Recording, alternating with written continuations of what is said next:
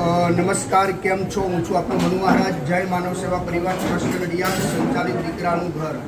આજે માનનીય શ્રી આપણા વડાપ્રધાન નરેન્દ્ર મોદી સાહેબના જન્મદિવસ નિમિત્તે એના અનુલક્ષીને ભાઈ શ્રી સ્વ હસમુખભાઈ મણિલાલ શાહના સ્મરણાર્થે તેમનો ભત્રીજો હાલ તે યુએસએની અંદર નિવાસ કરી રહ્યા છે. તેમના તરફથી આજે માતબરદાન 2,60,000 રૂપિયાનું યોગદાન દીકરાના ઘરને અર્પણ કરવામાં આવ્યું છે.